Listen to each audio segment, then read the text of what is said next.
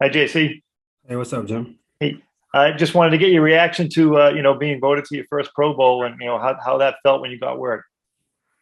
Oh man, it was a blessing, man. Just being able to be in my first Pro Bowl. I mean, it means a lot to me and everything I dedicated and all the hard work I put in. So I'm looking forward to the Pro Bowl and to make many more Pro Bowls. And how did you find out the news? Um, I mean, my agents told they was the first person. They were the first people to tell me earlier yesterday, and then I found out through social media, my coaches, teammates. And what was the reaction like in the locker room today when you saw your teammates? I mean, all the guys, my teammates, they congratulated me um for all the hard work. I mean, I want to thank those guys too. I mean, I didn't do it by myself. I want to thank my teammates, the coaches. Thanks, JC. And next question, Alan Siegel. Great. JC, congratulations on the Pro Bowl. Thank you, thank you. And about that, I'm curious if very quietly in the back of your mind, you ever had that as a goal for something to shoot for quietly to lift your effort up and try to get there? Yes, sir. Yes, sir. That always been my goal since I've entered the NFL. I mean, I want to meet all the I want to meet all the goals. I want to be a Hall of Famer, Pro Bowl, All Pro. I mean, that's what you play for. You play to be the best. You play to compete. Right. In order to compete this week, you're going to have to go up against a very talented quarterback. How difficult is Josh Allen to play against, knowing that he is A, a good passer, B, a scrambler, but C, also has dedicated runs? He has it all. I mean, we just got to be aware. We know what type of quarterback he is.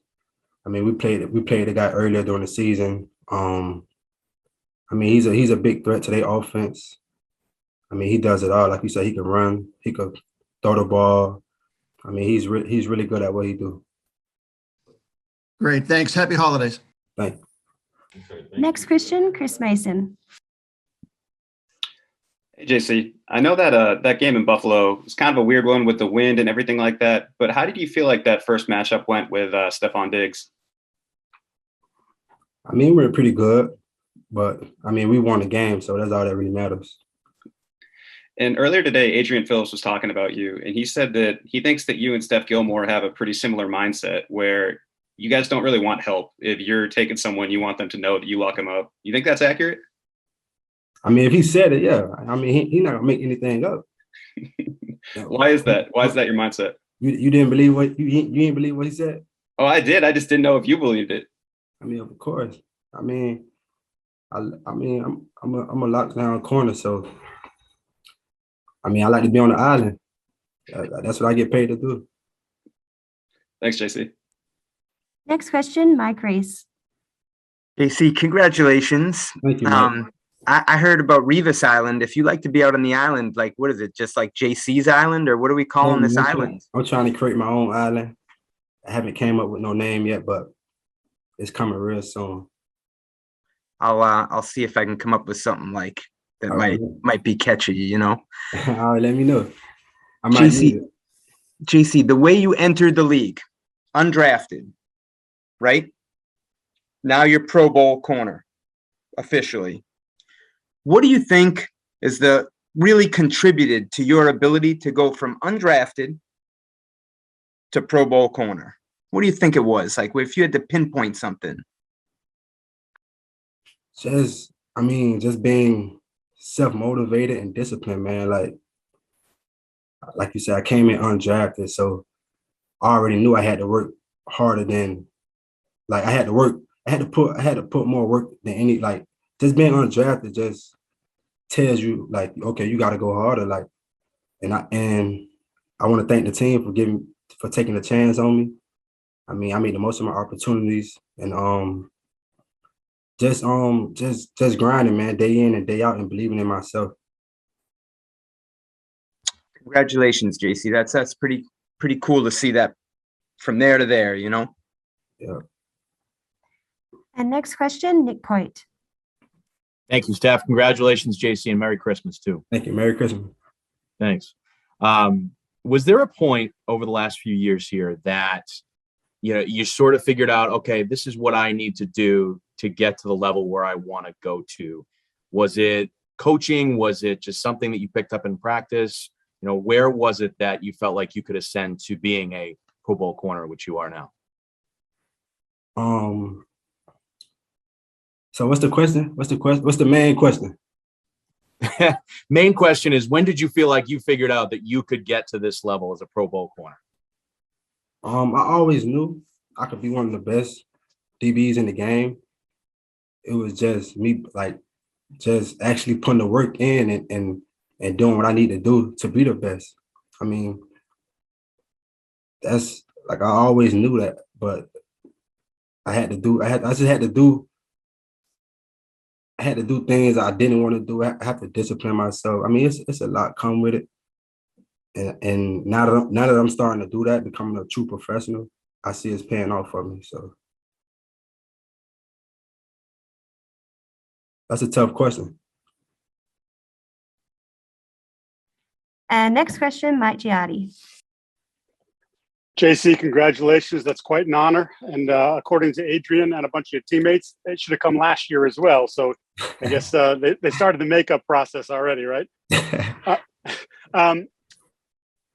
Devin McCourty was talking about you, and he says he calls you Gerald because you're a veteran now. Can you talk about sort of the transition from being one of the younger guys in the room who was leaning on Steph and some of the other players to now being someone who guys like Miles comes and talks to you and wants to pick your brain as sort of one of the leaders of that group?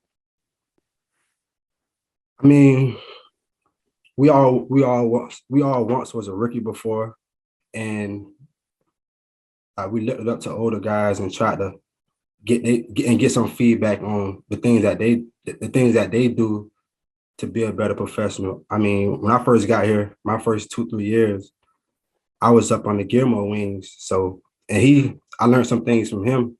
So now me being the older guy, I try to give the young guys advice that I learned from the guy, from experience. So, I mean, I don't talk much, but now that I'm a vet, I gotta lead by example and give them advice.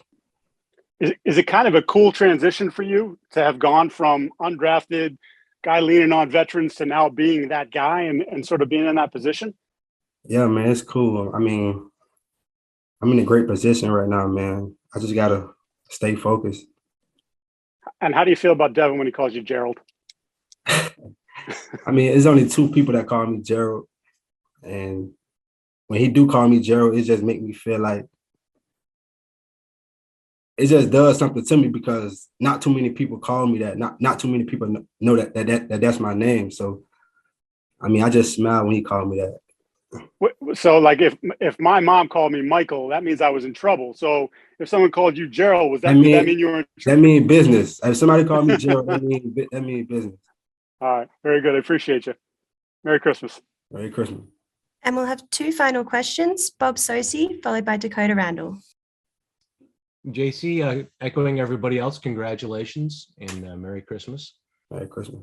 You've been asked about going from an undrafted free agent to a Pro Bowler. I'm curious too, even before you became a pro, after you transferred to Maryland and had that experience, was there somebody who had a real big influence on you and helped prepare you to have the opportunity to be a Patriot and be in the NFL and take advantage of that opportunity?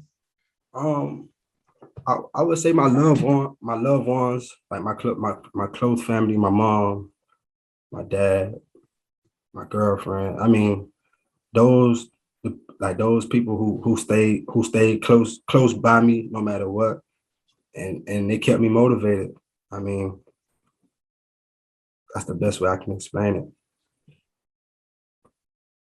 How often have they had a chance to be there in person? I mean, and I know you've got your family with you now, but like as you've gone on this journey in the pros, have they been with you every step of the way? Yeah, yes, sir. Yes, sir. Appreciate it. Thank you. And final question, Dakota Randall. Hey, JC, one of the things you battled earlier in your career were penalties. I think you had 15 over the first 2, but only 3 over the last 2 seasons, and I think just 1 this season. So I'm just wondering what was key for you in sort of cleaning up that part of your game. Oh, that's a tough question, man. I don't really know how to answer that. I don't want to speak about that, about holding penalties and all that. Do you think maybe just you were getting some tough calls earlier in your career? And yeah, you got some refs who call games close. You got some refs who gonna let you play football.